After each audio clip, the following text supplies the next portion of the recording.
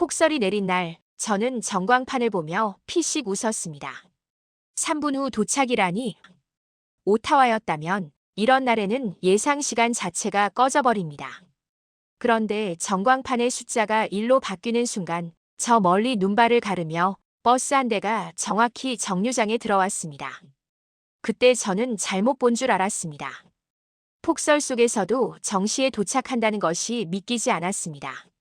저는 캐나다 오타와에서 30년 넘게 폭설 대비 교통 시스템을 설계해온 교통 전략가입니다.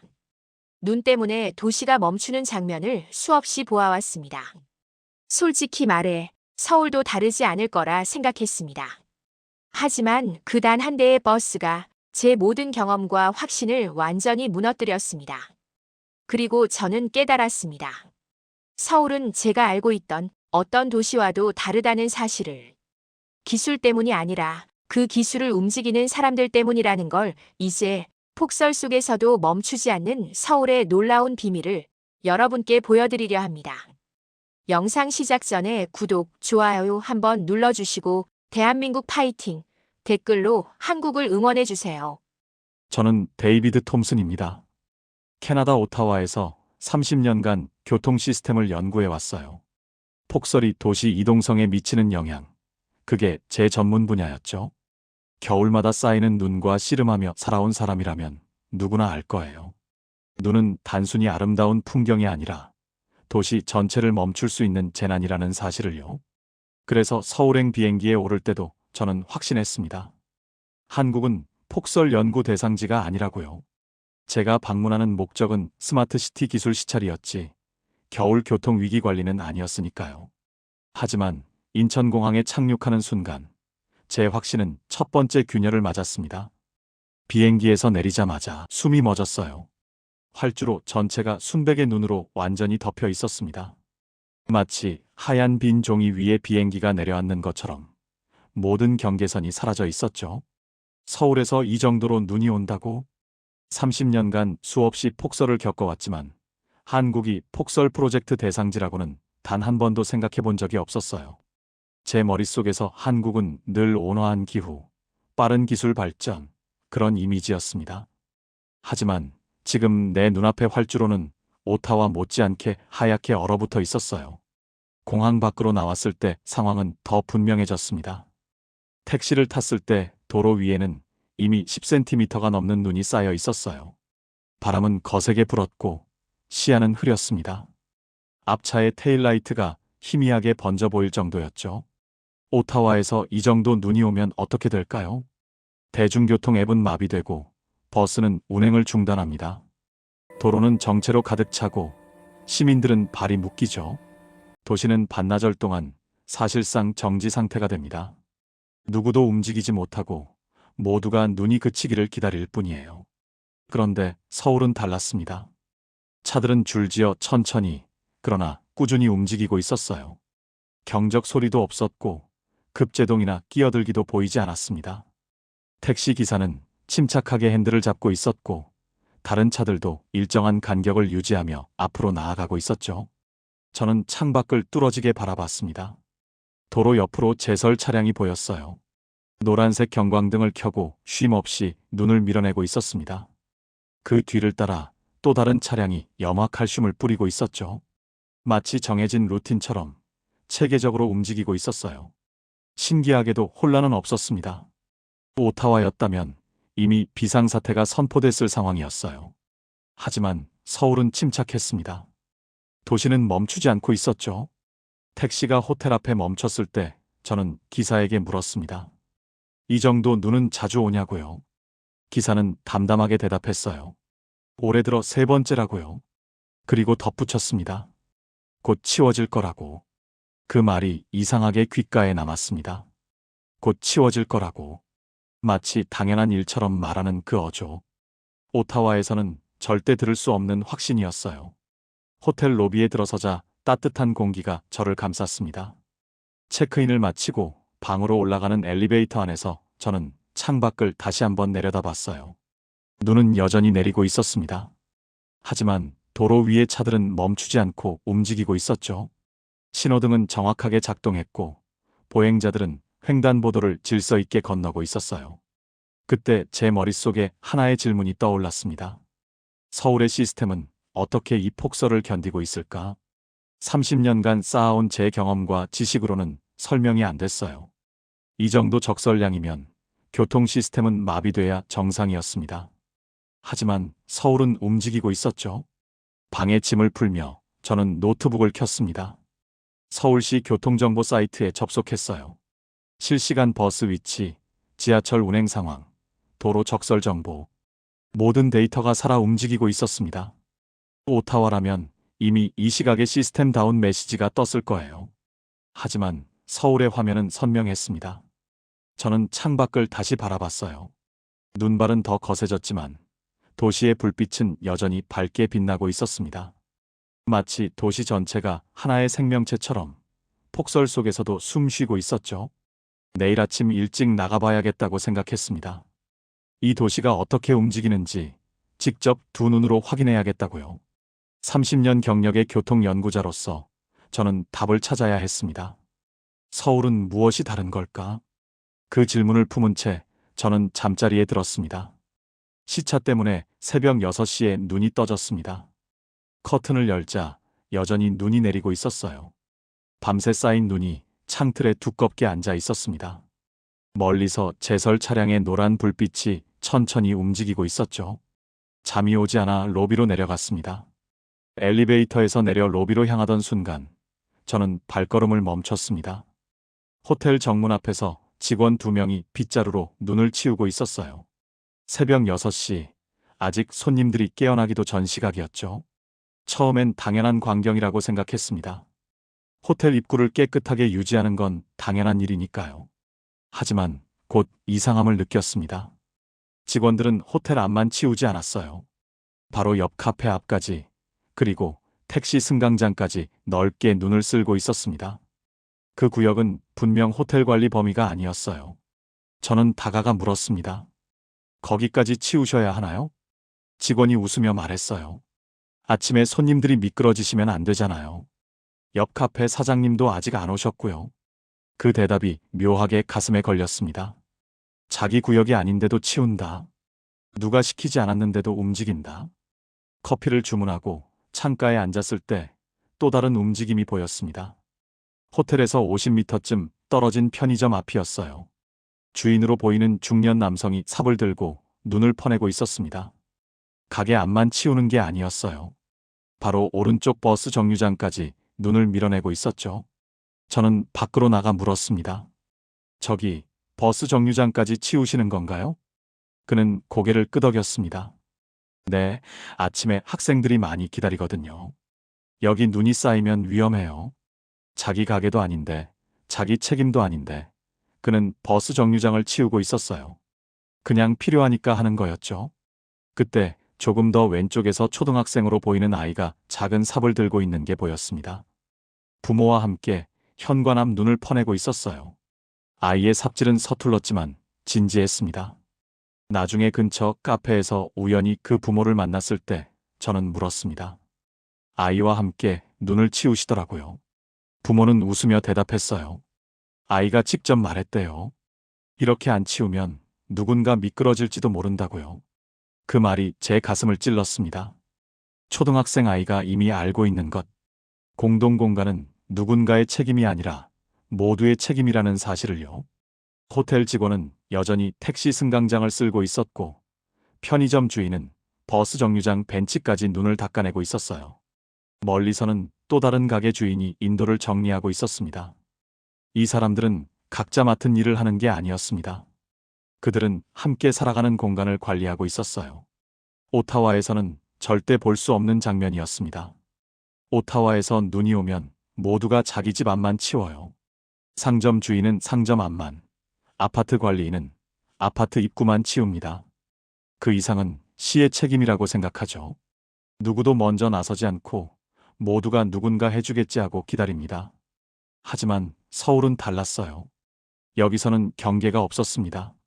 내 구역과 내 구역의 경계, 내 책임과 내 책임의 경계가 흐릿했어요. 호텔로 돌아가는 길에 저는 멈춰 섰습니다. 제 발밑 인도는 깨끗하게 치워져 있었어요. 누가 치웠는지 모릅니다. 하지만 분명한 건 누군가 저를 위해 이 길을 닦아놨다는 거였어요. 그 순간 저는 깨달았습니다. 서울의 시스템이 폭설 속에서도 움직일 수 있는 이유. 그건 기술만의 문제가 아니었어요. 시민들이 시스템의 일부가 되어 함께 움직이고 있었기 때문이었습니다. 각자가 조금씩 더 넓은 범위를 책임지면 도시 전체가 연결됩니다. 그리고 그 연결이 폭설 속에서도 도시를 살아 움직이게 만드는 거였어요. 로비로 돌아왔을 때 시계는 7시를 가리키고 있었습니다. 거리에는 더 많은 사람들이 나와 있었어요. 모두가 각자의 방식으로 눈을 치우고 길을 만들고 공간을 정리하고 있었습니다. 30년간 교통 시스템을 연구하며 수많은 데이터를 분석해왔지만 이런 데이터는 본 적이 없었어요. 차트로 표현할 수 없고 그래프로 측정할 수 없는 것. 하지만 분명히 존재하고 분명히 작동하는 것. 공동체 의식. 그게 바로 서울이 가진 보이지 않는 인프라였습니다. 호텔에서 나와 20m쯤 걸어가자 버스 정류장이 나왔습니다. 폭설은 더 거세지고 있었어요. 하지만 정류장 지붕 아래는 비교적 깨끗하게 정리되어 있었죠. 누군가 벤치 위에 눈을 이미 쓸어낸 흔적이 보였어요. 저는 전광판을 올려다봤습니다. 271번 버스 3분 후 도착. 선명한 글자가 눈 속에서도 또렷하게 빛나고 있었어요. 저는 코웃음을 쳤습니다. 오타와에서 30년간 대중교통을 연구하며 배운 게 있다면 폭설이 올 때 전광판 시간은 절대 믿으면 안 된다는 거였어요. 5분 후 도착이라고 떠도 실제로는 20분, 40분이 걸리기 일쑤였습니다. 그래서 저는 스마트폰을 꺼냈습니다. 서울 버스 앱을 열었어요. 271번을 검색하자 화면에 버스의 실시간 위치가 GPS로 표시됐습니다. 지도 위에서 작은 버스 아이콘이 천천히 움직이고 있었어요. 이정거장 전. 예상 도착 시간 3분. 눈이 와도 시스템은 끊김없이 작동하고 있었습니다. 하지만 저는 여전히 반신반의했습니다. 화면상의 숫자와 실제 도착 시간은 다를 수 있으니까요. 2분 30초. 버스 아이콘이 한 정거장 더 가까워졌습니다. 2분. 제 옆에 한 여성이 전광판을 확인하더니 가방에서 교통카드를 꺼냈어요. 마치 버스가 정확히 올 거라고 확신하는 듯한 행동이었습니다. 1분 30초. 저는 시계를 확인했습니다. 그리고 멀리서 버스의 전조등이 보이기 시작했습니다. 눈발을 뚫고 천천히 다가오는 노란색 불빛. 정확히 3분 후 버스가 정류장 앞에 멈춰 섰습니다. 저는 멍하니 서 있었습니다. 3분이라고 했고 정말로 3분 만에 왔어요. 폭설 속에서도. 문이 열리고 승객들이 줄지어 탑승하기 시작했어요. 저도 줄 끝에 섰습니다. 아무도 밀치지 않았고 불평하는 사람도 없었어요. 버스 안으로 들어서자 따뜻한 공기가 저를 감쌌습니다. 내부는 깨끗했고 좌석들은 대부분 차 있었어요. 버스 내부 전광판이 눈에 들어왔습니다. 다음 정류장 이름과 도착 예정 시간이 실시간으로 업데이트되고 있었어요. 버스가 출발했습니다. 도로는 여전히 눈으로 덮여 있었지만 기사는 침착하게 운전했어요. 급제동도 급가속도 없었습니다. 하차벨이 울렸습니다. 띵하는 안정적인 소리. 모든 과정이 질서 있게 진행됐습니다. 저는 스마트폰 앱을 다시 확인했습니다. 다음 정류장까지 2분 후 도착 예정이라고 표시됐어요. 저는 시계를 봤습니다. 2분 후 버스는 정확히 정류장에 멈춰 섰습니다. 다시 한번 정확했어요. 내리면서 저는 기사에게 물었습니다. 눈이 와도 시간이 정확하네요. 기사는 웃으며 대답했어요. 시스템이 실시간으로 조정해 주거든요. 도로 상황 보고 배차 간격도 조절하고요. 정류장에서 내려 주위를 둘러봤어요. 다른 버스들도 계속 도착하고 있었습니다. 전광판의 시간은 계속 정확했고 승객들은 그 시간을 믿고 움직이고 있었어요. 오타와였다면 상상할 수 없는 광경이었습니다. 오타와에서 폭설이 오면 버스 시간은 의미가 없어져요. 앱은 업데이트되지 않고 전광판은 멈춰 있고 사람들은 언제 올지 모르는 버스를 무작정 기다립니다. 추위 속에서 30분, 1시간씩 서 있다가 결국 포기하고 돌아가죠. 하지만 서울은 달랐습니다. 폭설 속에서도 시스템은 정확하게 작동했어요. 전광판의 숫자는 신뢰할 수 있었고, 앱의 정보는 실시간으로 업데이트됐습니다. 그리고 가장 중요한 건 시민들이 그 시스템을 믿고 있다는 거였어요. 저는 지하철역으로 향하며 생각했습니다. 정확성이 신뢰를 만들고 신뢰가 질서를 만든다. 그리고 그 질서가 폭설 속에서도 도시를 움직이게 한다. 3분이라고 했고 정말로 3분이었어요. 그 단순한 사실이 제게는 충격이었습니다. 30년간 연구해온 교통 시스템의 핵심이 바로 여기 있었어요. 기술이 약속을 지키고 시민이 그 약속을 믿는 것. 지하철역 입구가 보였습니다. 계단에는 미끄럼 방지 매트가 깔려 있었고 역무원이 남은 눈을 쓸어내고 있었어요. 지하철은 또 어떨까? 버스만큼 정확할까? 그 궁금증을 품은 채 저는 지하로 들어갔습니다. 계단을 내려가자 지하철역의 따뜻한 공기가 저를 맞이했습니다. 입구 계단에는 미끄럼 방지 매트가 깔려 있었어요. 그 위로 눈이 조금 쌓여 있었지만 역무원이 빗자루로 쓸어내고 있었습니다. 저는 그에게 물었습니다. 계속 치우시는 건가요? 네, 손님들이 미끄러지시면 안 되니까요. 폭설날엔 30분마다 한 번씩 확인합니다. 30분마다? 오타와 지하철역이었다면 한두 시간은 방치됐을 거예요. 개찰구를 통과하고 플랫폼으로 내려갔습니다. 에스컬레이터를 타고 내려가는 동안 벽면의 노선도 전광판의 실시간 정보가 눈에 들어왔어요. 모든 게 깨끗하고 정돈되어 있었습니다. 플랫폼에 도착했을 때 저는 다시 한번 놀랐습니다. 전광판에 2분 후 도착이라고 표시되고 있었어요. 하지만 놀라운 건 시간이 아니라 플랫폼 자체였습니다. 승객들이 줄지어 서 있었어요. 바닥에 표시된 칸별 위치에 맞춰 정렬되어 있었죠. 각 칸마다 두 줄씩 문이 열릴 위치를 중심으로 양옆에 질서 있게 서 있었어요. 오타와에서는 절대 볼 수 없는 광경이었습니다. 오타와 플랫폼은 혼돈 그 자체예요. 사람들은 문 앞에 무리지어 몰려 있고 열차가 도착하면 서로 먼저 타려고 밀어붙입니다. 하지만 서울은 달랐습니다. 모두가 자기 위치를 알고 있었어요. 폭설이 와도 이 질서는 깨지지 않았습니다. 저는 줄 끝에 섰습니다. 제 앞에 4명이 더 있었어요. 모두 조용히 스마트폰을 보거나 앞을 응시하고 있었습니다. 1분 후 전광판의 숫자가 바뀌었습니다. 플랫폼 끝에서 바람이 불어왔어요. 멀리서 불빛이 보이기 시작했고 곧 열차가 미끄러져 들어왔습니다. 정확히 바닥의 표시선에 맞춰 멈춰 섰어요. 문이 열렸습니다. 승객들은 먼저 내리는 사람에게 공간을 열어줬어요. 문 양쪽으로 비켜서서 내리는 사람들이 편하게 지나갈 수 있도록 길을 만들었습니다. 아무도 밀어붙이지 않았어요. 내리는 사람들이 모두 빠져나간 뒤에야 탑승이 시작됐습니다. 줄 앞에서부터 차례대로 한 명씩 들어갔어요. 저도 제 차례가 왔을 때 열차에 올랐습니다. 열차가 출발했습니다. 부드럽게 가속하며 터널 속으로 들어갔죠. 내부 전광판에 다음 역 정보가 표시됐어요. 환승 정보, 출구 정보, 도착 예정 시간까지 모든 게 실시간으로 업데이트됐습니다. 승객들은 대부분 조용했어요. 스마트폰을 보거나 책을 읽거나 눈을 감고 있었습니다. 큰 소리로 통화하는 사람도 시끄럽게 떠드는 사람도 없었어요. 다음 역에 도착했을 때 똑같은 장면이 반복됐습니다.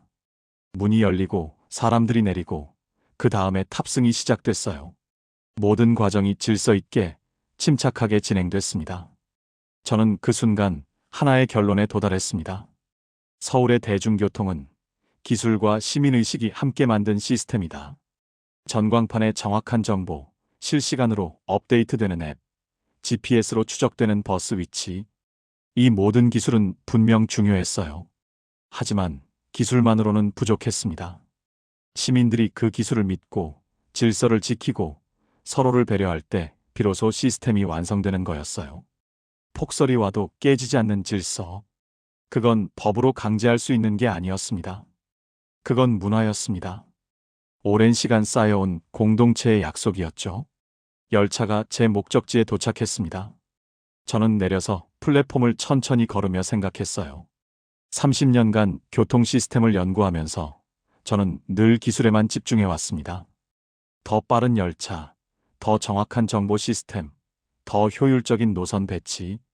하지만 서울에서 제가 본 건 그 이상이었어요. 기술은 도구일 뿐이었습니다. 진짜 중요한 건 그 도구를 사용하는 사람들, 그리고 그들이 만들어내는 질서였어요. 출구로 향하는 계단을 오르며 저는 다짐했습니다. 오타와로 돌아가면 이 경험을 보고서에 담아야겠다고. 스마트 시티는 단순히 기술의 집합이 아니라 기술과 시민의식이 조화를 이룬 결과라고. 지상으로 나오자 눈은 여전히 내리고 있었습니다.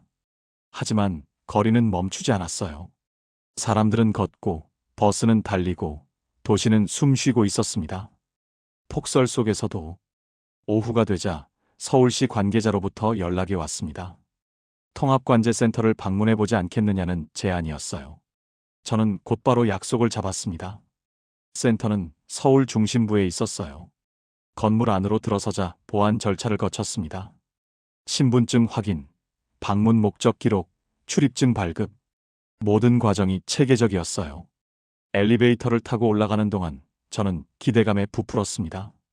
30년간 교통 시스템을 연구하며 수많은 관제센터를 방문했지만 폭설 속에서 실제로 작동하는 모습을 볼 수 있는 건 처음이었어요. 문이 열리자 압도적인 광경이 펼쳐졌습니다. 거대한 스크린이 벽면 전체를 차지하고 있었어요. 서울 전체의 지도가 실시간으로 움직이고 있었습니다. 버스, 지하철, 택시, 제설 차량. 도시 전체의 이동이 한 화면에서 살아 숨쉬고 있었어요. 작은 점 하나하나가 실제로 움직이는 차량이었습니다. 버스는 노란색, 택시는 주황색, 제설 차량은 파란색으로 표시됐어요. 지하철 노선은 색깔별로 구분되어 실시간 위치가 업데이트되고 있었죠. 서울시 관계자가 다가와 설명을 시작했습니다. 여기가 서울의 심장입니다. 모든 대중교통 정보가 이곳으로 모이고 이곳에서 조정되죠. 화면 한쪽에는 실시간 적설량이 표시되고 있었어요. 강남 12cm, 강북 15cm, 서초 11cm. 각 구역마다 정확한 수치가 업데이트되고 있었습니다. 다른 화면에는 CCTV 영상이 여러 개 띄워져 있었어요. 주요 도로, 교차로, 버스 정류장. 실시간으로 상황을 모니터링하고 있었죠. 저는 물었습니다. 폭설이 올 때는 어떻게 대응하나요? 관계자는 말했습니다. 서울은 폭설 예보가 나오면 내리기 전에 비상체제에 들어갑니다. 그 말 한마디에 저는 충격을 받았습니다. 내리기 전에? 오타와는 눈이 실제로 쌓인 뒤에 움직입니다. 도로에 눈이 10cm 이상 쌓이면 그제야 제설 차량을 투입하죠. 그때는 이미 늦습니다. 하지만 서울은 달랐습니다. 눈이 오기 전에 제설 차량을 대기시킵니다. 예보가 나오면 주요 도로에 사전 분사 작업을 시작하죠. 눈이 쌓이는 중에도 CCTV로 실시간 수치화합니다. 화면이 바뀌며 또 다른 데이터가 나타났어요. 버스 배차 간격 조정 시스템이었습니다. 폭설로 인한 도로 지연이 감지되면 자동으로 배차 간격을 조정한다고 했어요. 지하철도 마찬가지였습니다. 저는 화면을 뚫어지게 바라봤습니다. 전광판의 정확한 시간, 앱의 실시간 업데이트, 버스의 정확한 도착. 제가 오늘 경험한 모든 것이 이곳에서 시작되고 있었어요. 관계자가 덧붙였습니다. 눈 예보 시각, 쌓이는 속도, CCTV 데이터, 교통량 변화. 이 모든 정보가 통합되어 실시간으로 반영됩니다. 그래서 시민들이 정확한 정보를 받을 수 있는 거죠. 저는 고개를 끄덕였습니다. 기술은 이미 오타와에도 있었어요. CCTV, GPS, 실시간 데이터 시스템. 우리도 다 갖고 있습니다. 하지만 차이는 운영 철학이었어요. 오타와는 대응합니다. 문제가 생기면 그때 해결하죠. 서울은 예방합니다. 문제가 생기기 전에 미리 움직입니다. 이 차이가 폭설 속에서 도시를 멈추게 하느냐, 움직이게 하느냐를 결정하는 거였어요.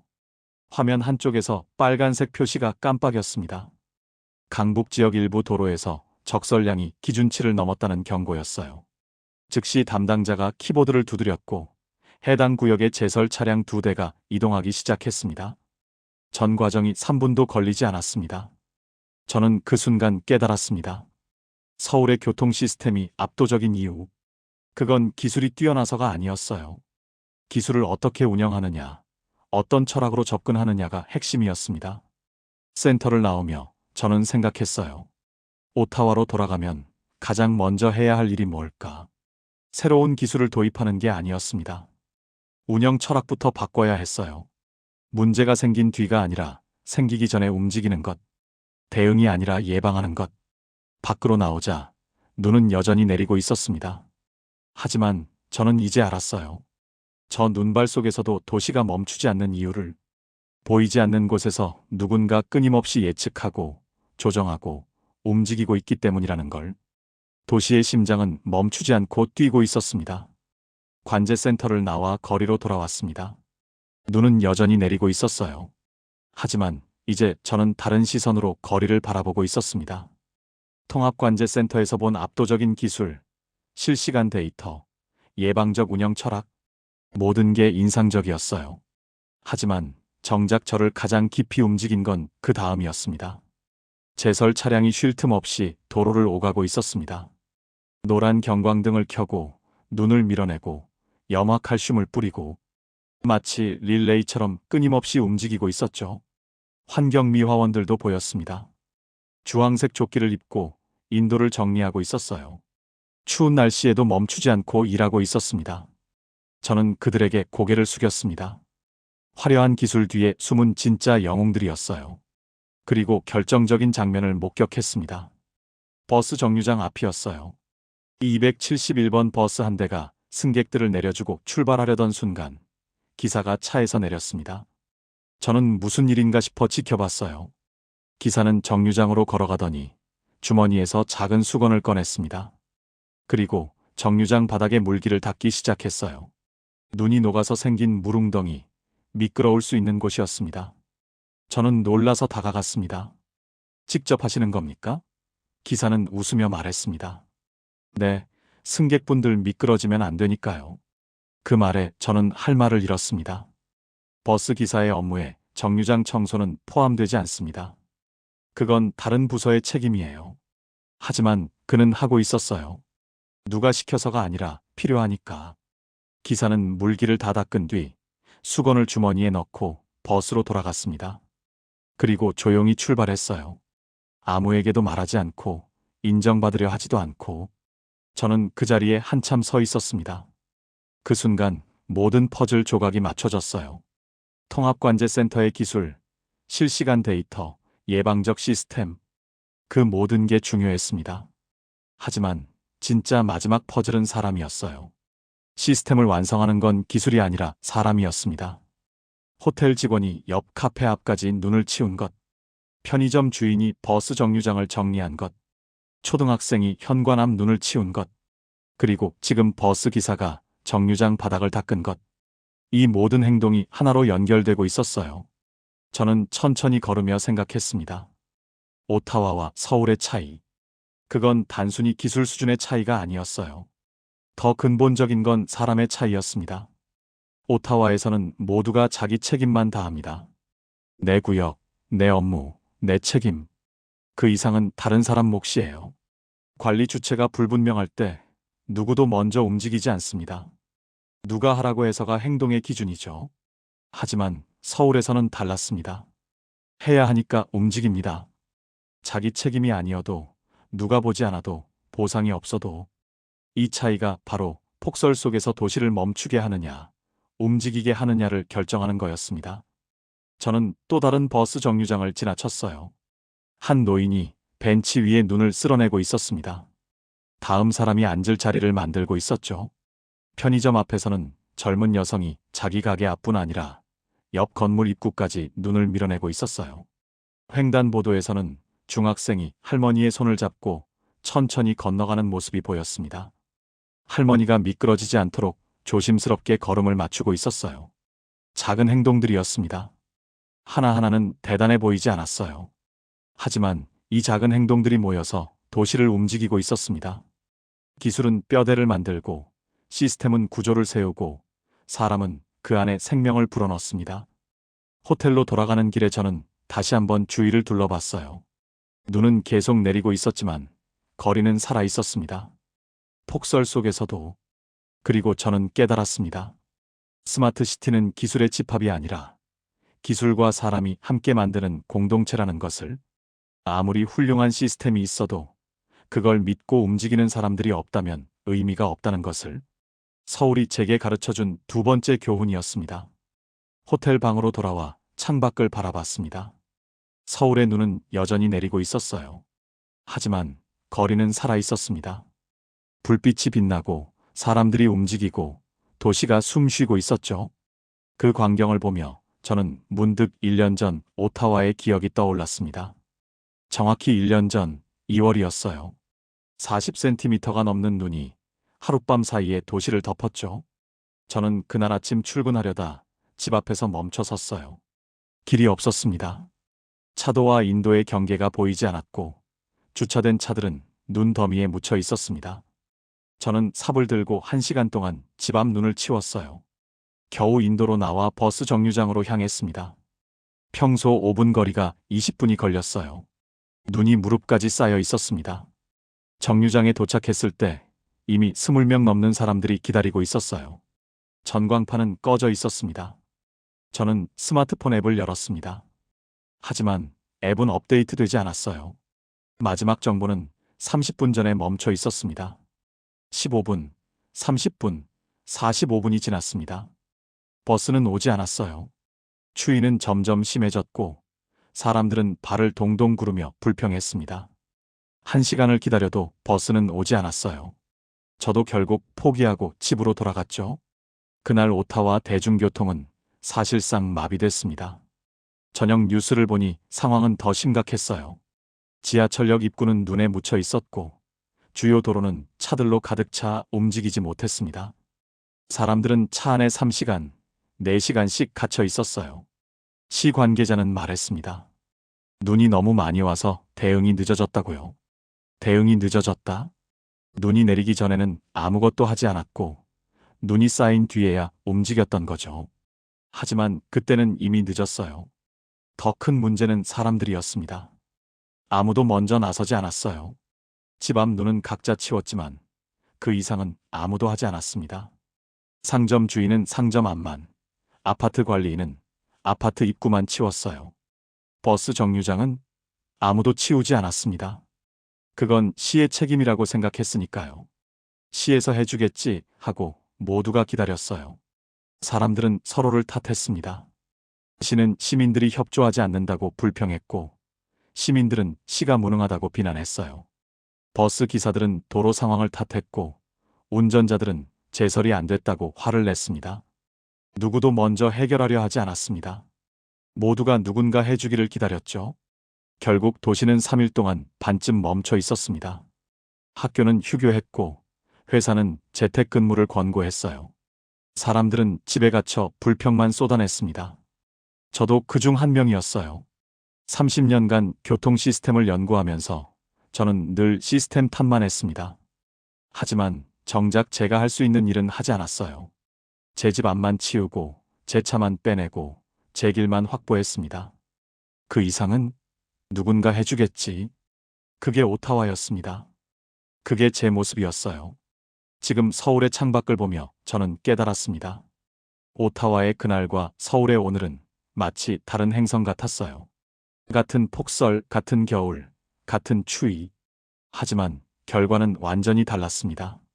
오타와는 멈췄고 서울은 움직였습니다. 오타와는 탓했고 서울은 행동했습니다. 오타와는 기다렸고 서울은 예방했습니다. 그 차이가 무엇인지 이제 저는 알았어요. 기술의 차이가 아니었습니다. 시스템의 차이도 아니었어요. 사람의 차이였습니다. 생각의 차이였습니다. 책임감의 차이였어요.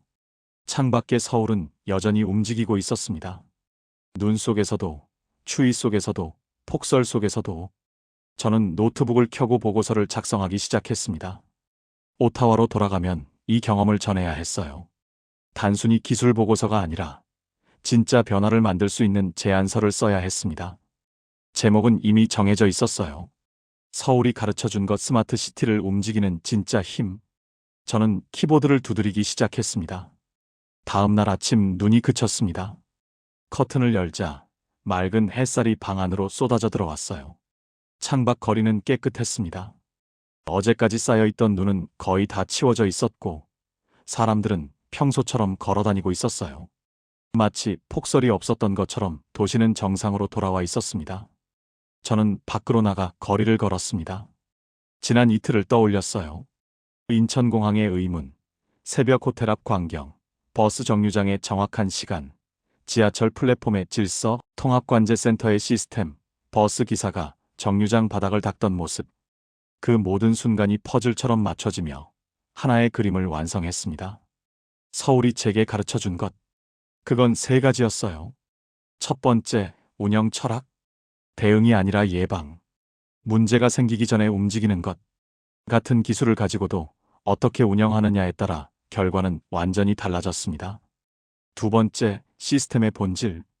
기술만으로는 부족해요. 마지막 퍼즐은 사람입니다.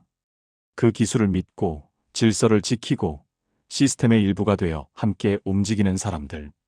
기술과 사람이 조화를 이룰 때 비로소 진짜 시스템이 완성됩니다. 세 번째, 책임감. 내 구역과 내 구역의 경계가 흐릿한 것. 필요하니까 움직이는 것. 이 작은 행동들이 모여서 도시 전체를 움직이게 만들었어요. 저는 벤치에 앉아 노트를 꺼냈습니다. 오타와로 돌아가면 무엇을 해야 할까? 저는 펜을 들고 적었습니다. 첫째, 운영 철학의 전환. 대응 중심에서 예방 중심으로. 둘째, 시민 참여 프로그램. 제설은 시만의 책임이 아니라 모두의 책임이라는 인식. 셋째, 신뢰 구축. 정확한 정보, 약속을 지키는 시스템. 시민들이 시스템을 믿을 때 질서가 만들어집니다. 저는 노트를 덮고 고개를 들었습니다. 30년간 저는 늘 기술만 봤어요. 하지만 서울이 제게 보여준 건 그 이상이었습니다. 스마트 시티는 기술의 집합이 아니에요. 기술과 사람이 함께 만드는 공동체입니다. 시스템과 시민이 서로를 믿고 각자의 역할을 다하고 함께 움직일 때 비로소 완성되는 거예요. 공항으로 가는 택시 안에서 기사가 물었습니다. 연구 잘하셨어요? 네, 예상보다 훨씬 많은 걸 배웠습니다. 기사는 미소를 지었어요. 서울은 좋은 도시죠. 완벽하진 않지만 계속 노력하고 있어요. 그 말이 제 가슴에 남았습니다. 완벽하진 않지만 계속 노력하고 있다. 그게 바로 서울이었어요. 화려한 기술도 완벽한 시스템도 아니었습니다. 하지만 포기하지 않고 계속 나아가고 시민들이 함께 참여하고 작은 것 하나하나 개선해 나가는 도시였어요. 공항에 도착했습니다. 출국장으로 걸어가며 저는 뒤를 돌아봤어요. 서울의 하늘은 맑았고 도시는 활기차게 움직이고 있었습니다. 폭설이 지나간 뒤의 도시. 하지만 멈추지 않은 도시. 오타와로 돌아가면 할 일이 많았어요.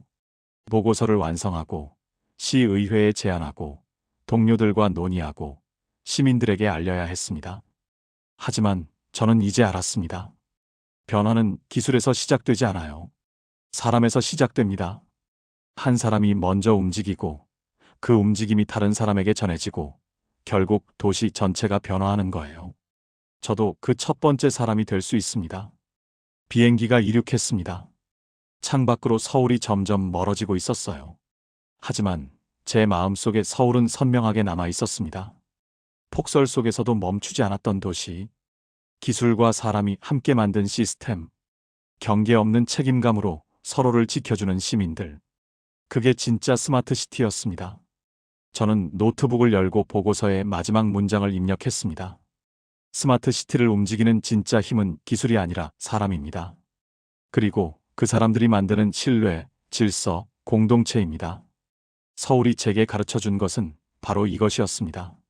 저는 파일을 저장하고 창밖을 바라봤습니다. 오타와에도 언젠가 폭설이 올 거예요. 하지만 다음번엔 다를 겁니다. 저는 그렇게 만들 겁니다. 서울에서 배운 것을 오타와에 심을 거예요. 그게 제가 서울에 빚진 것을 갚는 방법이었습니다.